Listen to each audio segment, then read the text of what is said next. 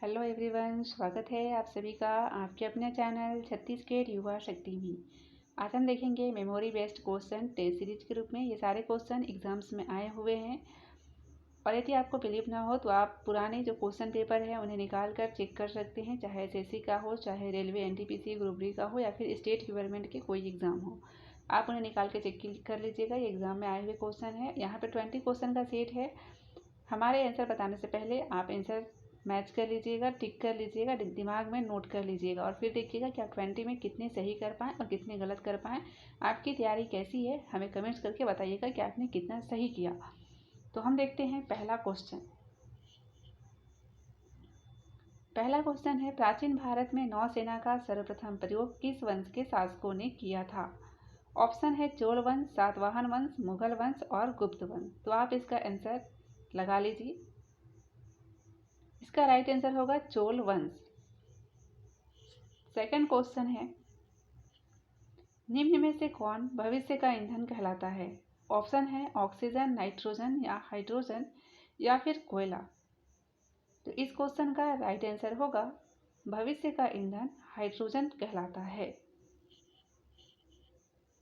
तीसरा नंबर सवाल है, धान का खैरा रोग किस तत्व की कमी के कारण होता है? ऑप्शन है जिंक, आयरन, कैल्शियम या पोटेशियम। और इस क्वेश्चन का राइट आंसर होगा जिंक।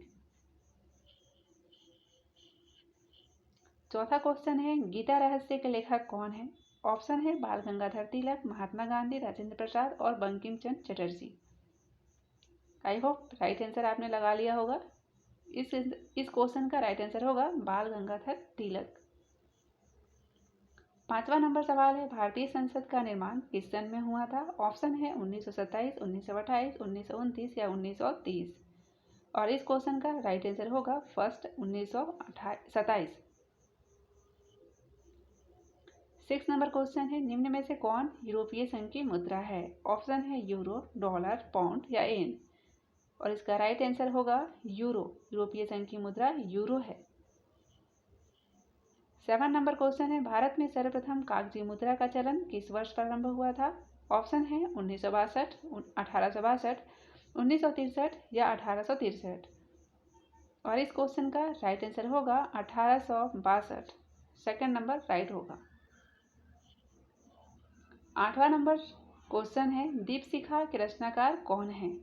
ऑप्शन है महादेवी वर्मा, हरिवंश राय बच्चन, सुमित्रा नंदन पंत या फिर सुभद्रा कुमारी चौहान। और इस क्वेश्चन का राइट आंसर होगा महादेवी वर्मा। 8वां नंबर क्वेश्चन है, तुलबुल परियोजना किस नदी पर स्थित है? ऑप्शन है रावी नदी, झेलम नदी, सतलज नदी या कावेरी नदी। और इस ऑप्शन का राइट आंसर होगा झेलम नदी। 10वां नंबर क्वेश्चन है, एशिया का मरीज कहा जाता है? ऑप्शन है नेपाल, भूटान, चीन या म्यांमार। और राइट आंसर होगा चीन। एशिया का मरीज चीन को कहा जाता है।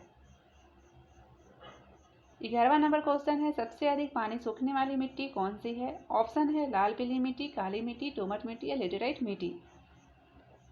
तो इस क्वेश्चन का राइट आंसर होगा थर्ड नंबर दोमट मिट्टी सबसे अधिक पानी सोखने वाली मिट्टी है।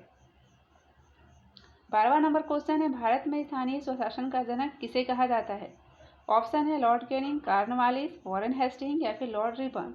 और इस क्वेश्चन का राइट आंसर होगा लॉर्ड रिपन।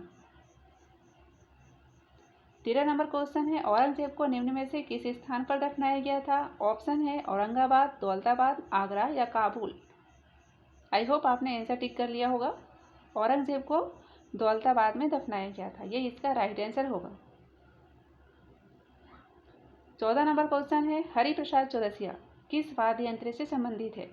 ऑप्शन है तबला, संतूर, बांसुरी या शहनाई। ये क्वेश्चन भी एग्जाम में कई बार पूछे गए हैं, कई सारे एग्जाम में, जिसका राइट आंसर होगा बांसुरी।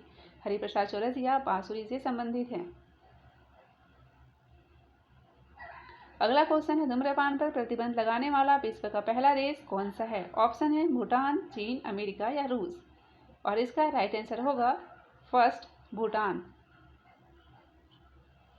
60 नंबर क्वेश्चन है, पचे हुए भोजन का अवशोषण निम्न में से कहाँ होता है? ऑप्शन है यकृत, छोटी आंत, बड़ी आंत या अग्नाशय।